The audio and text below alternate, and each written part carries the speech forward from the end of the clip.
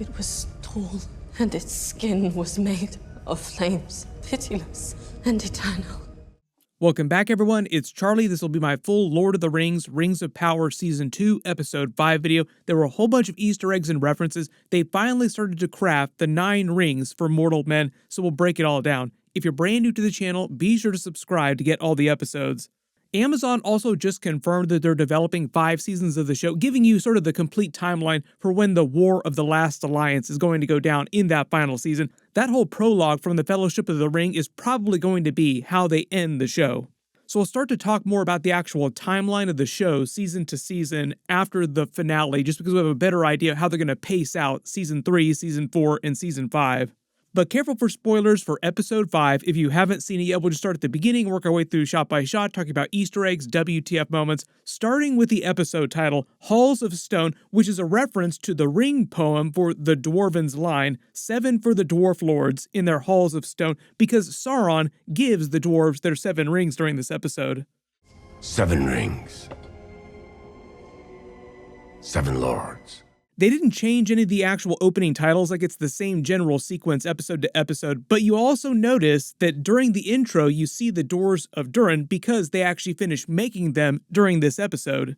Celebrimbor had just made Ithilden, and he made the doors with the help of Narvi. They're meant to be a sign of the true partnership between the dwarves and the elves of Eregion during this period. The actual doors themselves were kind of like a back door into Khazad-dûm for the elves of Eregion. Just because they lived right next door, they traded with them all the time. The timeline was different in the books. The elves used them for a longer period.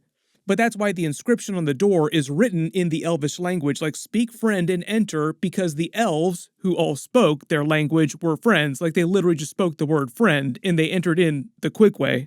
The actual opening scene starts at Khazad-dûm with Durin III inspecting the 7 dwarven rings. He picks his ring up. This is actually the same ring that you see Thrain II wearing during the Hobbit movies. The ring your grandfather wore. One of the 7 given to the Dwarf Lords many years ago. What became of it? Sauron eventually winds up getting back 3 of the dwarven rings. 4 of them are eaten by dragons. We might see some of that go down on this show, but the idea is that this one particular ring does survive through Durin's line all the way to Thrain II later in the timeline. We get to see Durin use the power of the ring to help them find the light much quicker. The idea is they enhance the natural abilities of anybody who wears a ring of power. It doesn't matter which ring you wear. Some of the rings, like the Elven rings, do have some different properties to them, but anybody who puts a ring on gets their natural abilities enhanced, so their power is enhanced. That's why Durin III said that they used to be able to hear the mountain, but now he can literally see all the gemstones and everything around the mountain, like every facet of the mountain itself. So the ring gives him the ability to see the light through the mountain, like see the path of the light through the mountain, which is why he tells them where to dig and then starts digging himself. The other bit about enhancing the power of each wear is that the ring gives him the fortitude, like the actual physical strength, to mine till he finds the light, where normally his body would have crumpled like a piece of tissue paper long before this. Like that's why Durin IV says, you need to stop for some air. And he's like, forget that. We need to find some light, and just keeps going, just because he has so much extra juice given to him by the ring. One of the other abilities that the rings gave to the dwarves, just because of their natural abilities, is that it allowed them to mine more material than they normally would from each of their halls, so it basically doubled their take from each of their mining operations.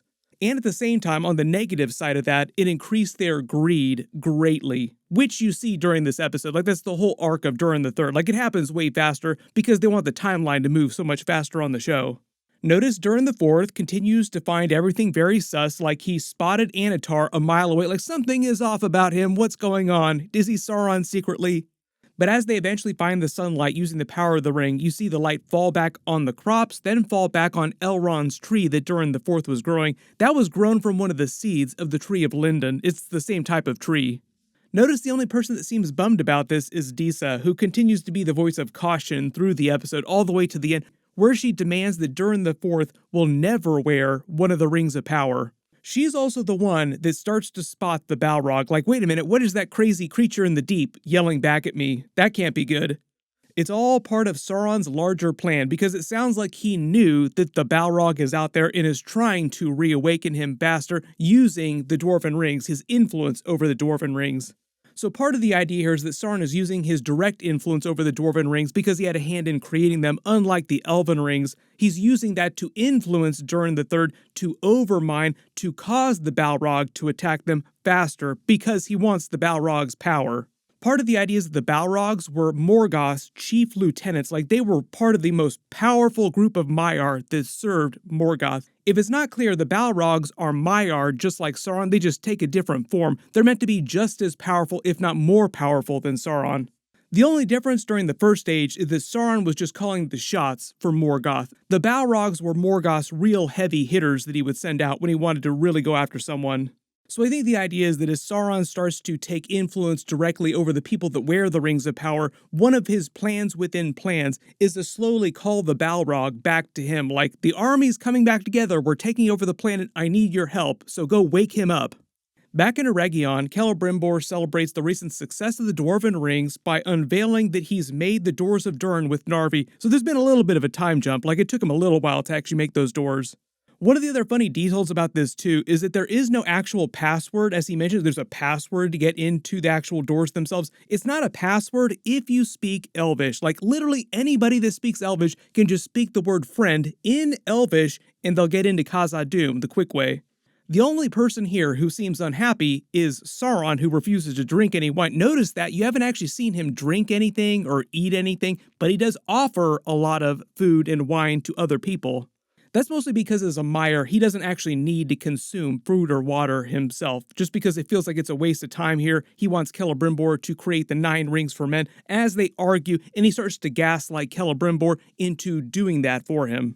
His whole thing in this episode is to try and make the 9 rings before any other forces of elves makes it to Eregion to put the kibosh on their big ring party. There are a couple of funny foreshadowing moments throughout many of their conversations in the episode, like here he straight up calls him on his game, planting ideas in people's minds, basically gaslighting them into thinking that they had their own plans all along, when really it's just Sauron's plan that they're enacting. Part of his whole master plan for the Rings of Power is the power not of the flesh, but over flesh, basically controlling everyone's minds on the planet. Celebrimbor recounts why elves are so mistrustful of men, remembering that it was the men of the Southlands who served Morgoth in the First Age, not the Numenorean men. Also reminding him that during Season 1, it was actually men of the Southlands that helped them create Mordor in the first place, causing Mount Doom to erupt ash into the sky, blotting out the sun. When Sauron asks him if he's ever been to Numenor, I feel like that's more foreshadowing for Sauron's book plot, what happens to Pharazôn eventually, and the idea that one of the men of Numenor will become one of the 9, one of the ring race eventually. Early theory that's going to wind up being Kemen. I'll explain why when we get to that part of the episode, because I don't think that Pharazôn will wind up being one of the ring bearers. But all this talk of Sauron and Numenor is meant to just basically deal with that part of the books, just because they're compressing the timeline so much, so certain people have to be certain places for certain things to actually happen that are really important to the book plot.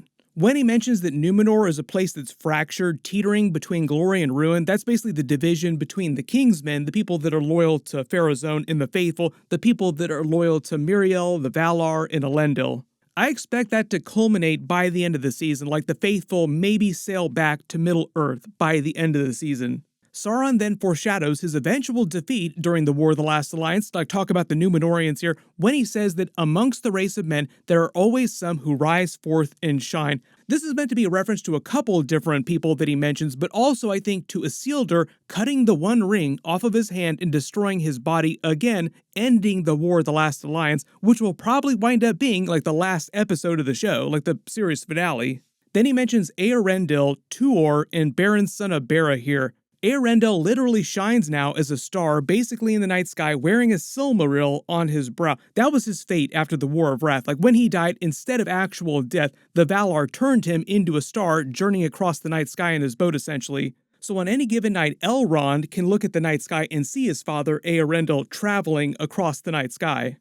Tuor was a really important human during the First Age when Morgoth was still around, who eventually came to live in Gondolin, was really involved in Morgoth's wars on Gondolin, the fall of Gondolin. He did a bunch of heroic stuff. He eventually married Idril, daughter of the king of Gondolin, who gave birth to Earendil, Elrond's father. One of Tuor's nicknames also became Starfather because he's the father of Earendil, who is now a star, basically. And even if you haven't read the books, you probably know about Beren and Luthien. So Beren, son of Bear here, is the same one from the story of Beren and Luthien during the First Age who stole a Silmaril off of Morgoth's crown while it was still on his head as part of a mission given to him by Luthien's father Thingol. He told Beren that he would be allowed to marry his daughter Luthien if he could steal a Silmaril from Morgoth's brow, assuming that he'd never be able to complete the task, but he did. It's also one of the key moments in history that turned the tide against Morgoth, because the minute that people heard that a human stole a Silmaril from Morgoth who was so powerful that people were like, wait a minute, we do actually have a chance of defeating this guy if a human could do that. Then Sauron tells Celebrimbor that they find the wisest, noblest men they can find and trust to give the rings to, which is also another trick because the ring lore, even though we don't know exactly everyone that got a ring, like we don't know that much about the Nine, they were just referred to as men who used the power to become kings in their own nations. Each of them eventually fell to the influence of the rings into Sauron at different rates depending on their relative character before they got the ring, so the most noble took longer to fall to Sauron's influence than the more evil who fell much quicker. So part of the idea is they want to tease you that some of the people that get rings, some of the men, will actually be good people who are slowly twisted evil, which I think actually supports some of the theories about Theo becoming the Witch King. Like the idea is that he has a lot of hate inside of him, but he's essentially a good person, like he wants to be good, but the ring's influence slowly twists him evil over time. When he says they're going to look amongst the 9 nations of men across the world, from Numenor to Rhûn, that basically tells you that each realm is only going to get 1 ring. So like 1 ring is going to Numenor, 1 ring is going to Rhûn. Even though we know the Witch King becomes one of the 9, we don't know what his original name was, which is why we have all these Theo theories, like, wait a minute, maybe he's really going to be Theo. Tolkien actually refers to the specific name of one of the 9 from the East. We know the ring wraith that comes from the East was named Khamûl, so I'm assuming that we'll meet him at some point either later this season or in Season 3. He's probably going to wind up being one of these men under these masks. So one of the big things on the show now is guessing which people on the show that we've seen will wind up getting rings. Celebrimbor's whole line about reach exceeding their grasp also feels like another reference to Sauron getting the ring cut off his finger as he reaches for Isildur on the battlefield during the War of the Last Alliance. And when Celebrimbor then says no more, and Sauron says he'll make the 9 himself, is also meant to foreshadow the Nazgul, the ring race, but also foreshadow him creating the One Ring of Power himself in secret, which he has not done yet. What they might do, because they're going to finish crafting the 9 this season, they might wait for him to finish crafting the One Ring of Power to like the very beginning of Season 3, or maybe we'll tease that at the end of Season 2. If the show is going to go 5 seasons, I don't expect him to actually start wearing the One Ring of Power till like sometime during later Season 3, maybe even by the beginning of Season 4, just so that he's only wearing it for like a couple seasons as the war ramps up real fast. I think like the minute that he puts the One Ring of Power on, it's like a dead race to the War of the Last Alliance.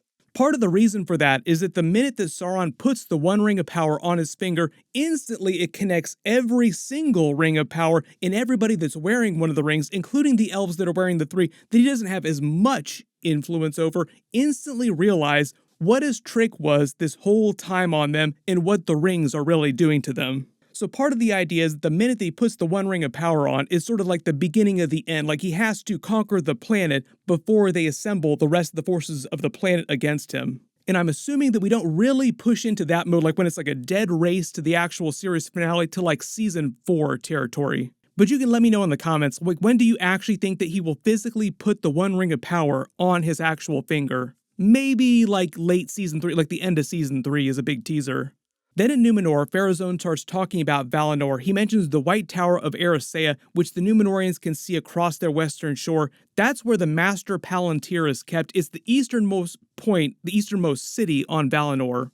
He mentions the Undying Lands, basically foreshadowing the beginning of the end for him in the Kingsmen. Just because of the way things are moving on the show, I don't expect the actual downfall of Numenor to happen till like closer to one of the final seasons. Like, I don't think it'll happen that quickly. But they do make you feel like it's coming pretty soon, the way he's talking about it in this conversation here. The whole idea in the books was that Sauron tricked them into invading the Undying Lands, thinking that they could force the Valar to give them the same immortality that elves had, when really that was just a trick on Sauron's part to get them to kill themselves, like suicide by cop. Only the cops in this case are the Valar. This whole conversation with Kemen is also to foreshadow one of the Numenoreans getting one of the Rings of Power, but because of the way that Pharazôn is supposed to die in the books, I think they'll stay relatively true to that, so I don't think that he gets a Ring of Power, because his body is basically trapped in Valinor for the rest of time, meaning that he can't be one of the 9.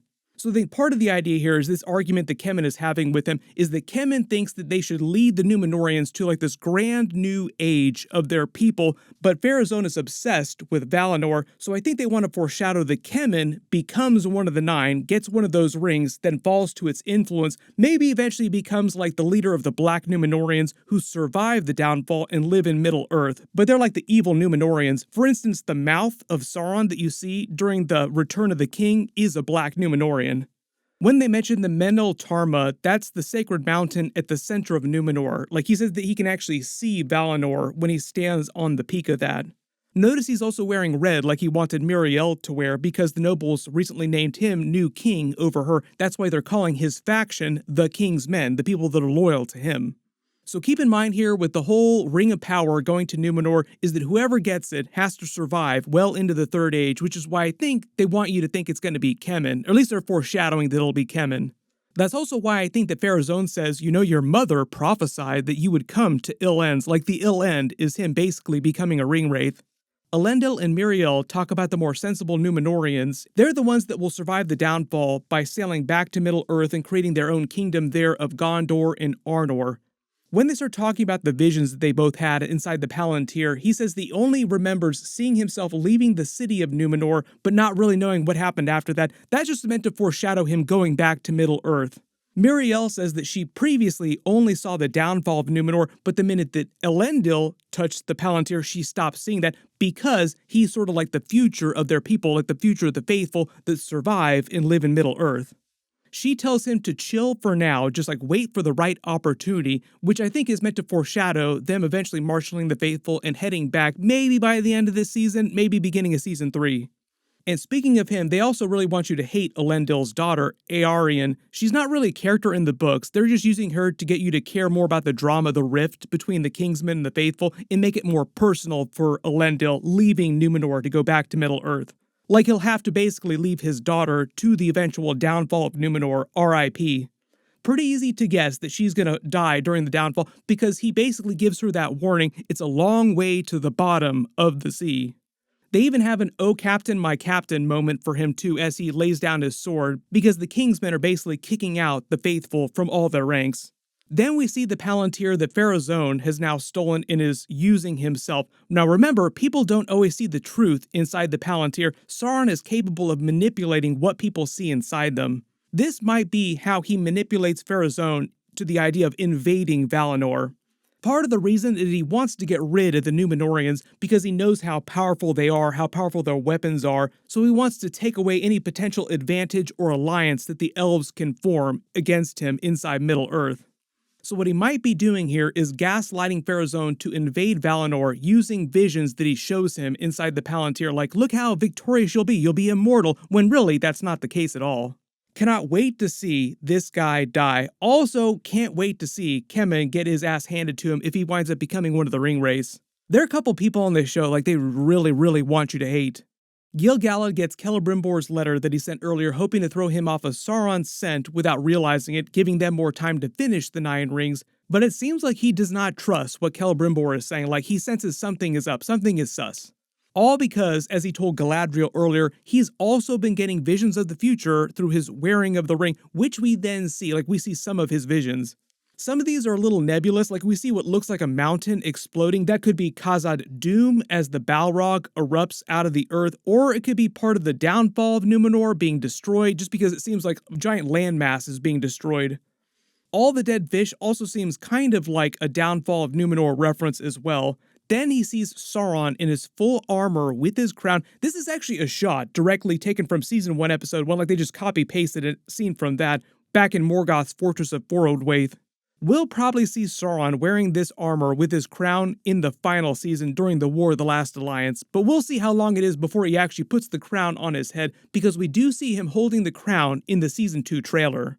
All these orcs in the fire, the fighting, the orcs going crazy, probably from the fall of Eregion, which is happening later this season. That's the battle that basically covers like the last couple episodes of this season. When his aide starts arguing with them about their battle planning, part of the idea, I think, is that Gil-galad is seeing the wrong things, taking the wrong meaning from his visions, and that'll prevent him from sending support to Eregion in time, causing the downfall to happen faster.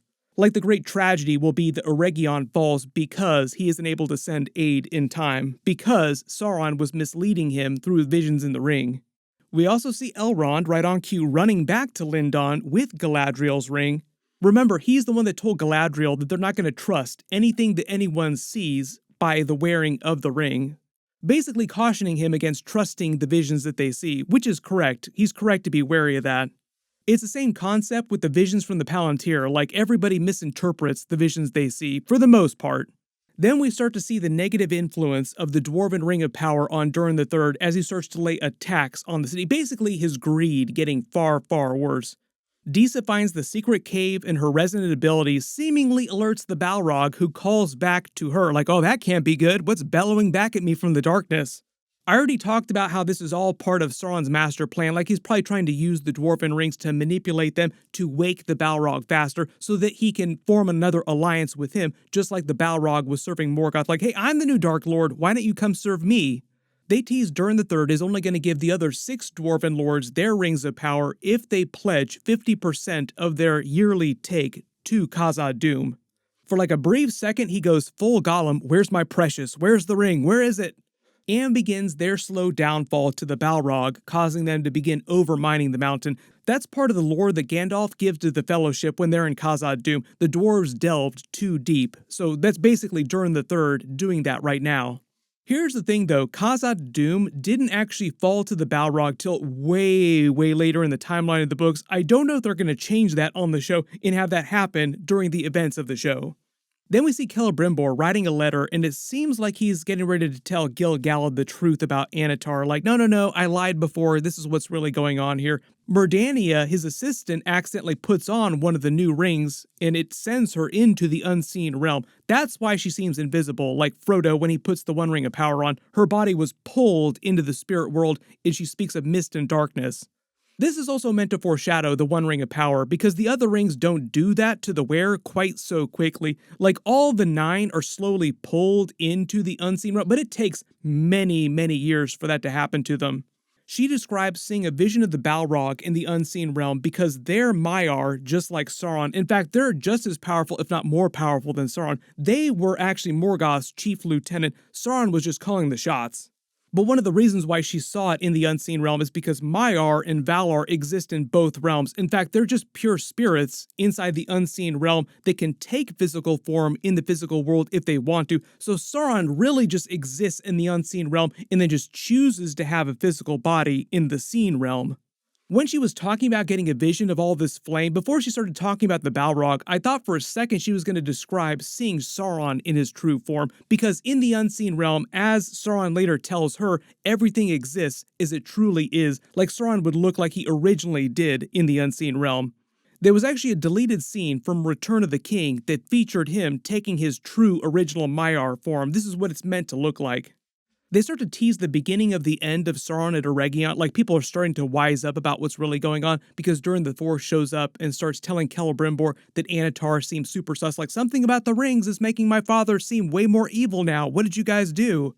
You have to remember they're probably going to finish crafting the 9 rings for men by the end of this season, and basically we're going to have the fall of Eregion, so all that's going to go down pretty soon. He starts to gaslight Mordania into thinking that something is actually wrong with Celebrimbor, like, nope, it's not me, it's Celebrimbor. He's the reason everything's going wrong right now. Just more of him playing 4-dimensional chess with everyone to help get them to finish crafting the 9 rings. The reason why she's so taken in by his compliments, using Galadriel as an example, is that Galadriel is viewed as one of the greatest elves in the world, so like all elf women would admire her and look up to her. Like, you think I look just like Galadriel? Oh my god, that's so amazing. Part of the reason why he talks about the light in her hair, seeming like Galadriel's hair, is that her heritage, Galadriel, is that she's half Vanyar, who were called the Light Elves, so her hair shone with light, kind of like the light of the 2 trees. It's rumored that Fëanor got the idea to capture the Light of the Two Trees in the Silmarils from seeing her hair. There's a whole backstory from the First Age and why Fëanor and Galadriel kind of hated each other because of Galadriel's hair. Part of the idea is that Galadriel refused to give Fëanor any strands of her hair. Eventually she did do that to Gimli later though during the movies. It was meant to be a really, really big deal. Kemen and Pharazôn order the Shrine of the Faithful to be destroyed on Numenor. They fight and ultimately wind up killing Valandil, R.I.P. This is also meant to further motivate Elendil to lead the Faithful away from Numenor and also get you to hate Kemen even more if you already didn't. Sauron then gaslights Celebrimbor into making him believe that he's the reason the Dwarven rings were altered somehow because of the letter lying to Gil-galad, like, you're the person that brought deceit into this, you're the reason why things are different. And making him think his only two options are either to complete the 9 rings or confess the truth to Gil-galad and never be allowed to ever make anything ever again. And keep in mind that Celebrimbor is the grandson of Fëanor, the greatest craftsman in the history of the planet, so Celebrimbor has lived his entire life wanting to create something as great as Fëanor, be remembered as being as great as Fëanor. So literally the worst possible thing you could do to him, like the worst possible torture, would be to not allow him to make anything. So that's why he's like, okay, fine, we'll just make the 9. Then there's a really interesting scene at the end with Durin and Disa. He swears to her that he'll never wear one of the Dwarven Rings of Power. We'll see about that because, like I said, the Dwarven Ring of Power that Durin III, his father, is wearing that will eventually pass to him when he dies, that's the same ring that survives throughout his line, Durin the Fourth's line to Thrain II, his descendant that we see during the Hobbit movies, his Ring of Power. Meaning that that Ring of Power survives throughout that entire timeline. Now that doesn't mean that Durin the Fourth wears it, but it does mean that he still has the Ring of Power. Celebrimbor's whole line here about the 9 rings for men, redeeming them all by tying together all their work with the other rings of power, connecting to the other rings, is part of Sauron's larger plan to bind the power of the rings together under the one ring of power, under his power. One ring to rule them all, one ring to find them, one ring to bring them all, and in the darkness bind them. While he's saying this, they also play Sauron's theme from the show, Mordor Where the Shadows Lie, as they zoom in on Sauron's face. Like I said though, I don't think that he's actually going to craft the One Ring of Power for like a little while longer. Then we see Adar's orc army getting to the borders of Eregion. The battle will probably last for the final few episodes. Like I think they want to tease the battle beginning towards the end of episode 6 and completely through episodes 7 and 8. Then they back up the idea that Gil-galad is getting the wrong ideas from his visions in his ring, misinterpreting things, and won't be able to send aid to Eregion in time to prevent its fall. Then they end the episode with Adar tempting Galadriel with an alliance, the enemy of my enemy is my friend kind of situation, because they both hate Sauron, but remember, Sauron tried to trick Adar into attacking Eregion, making him think that Galadriel had allied with Sauron to create the weapon that he was trying to create back when Adar killed him during the beginning of the Second Age. So I'm assuming in the next episode or 2, Galadriel and Adar have that conversation where she's like, I have no idea what you're talking about, I'm not an ally of Sauron's, I hate him too.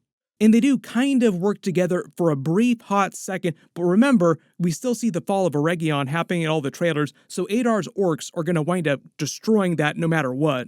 Basically meaning that Sauron's whole gambit here works, like his plan is to basically get everybody to destroy themselves for him so he can walk into the ashes and just claim all the rings for himself. Part of his whole trick is to get everybody else to do his dirty work for him. There was a bunch of new lore and references throughout the episode. If there are any big Easter eggs or references that you spotted that I didn't talk about in the video, just write them below in the comments.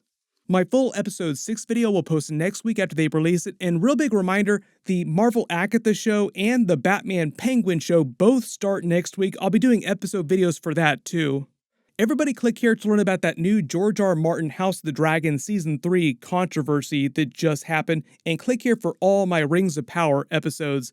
Thank you so much for watching, and I'll see you guys in the next one.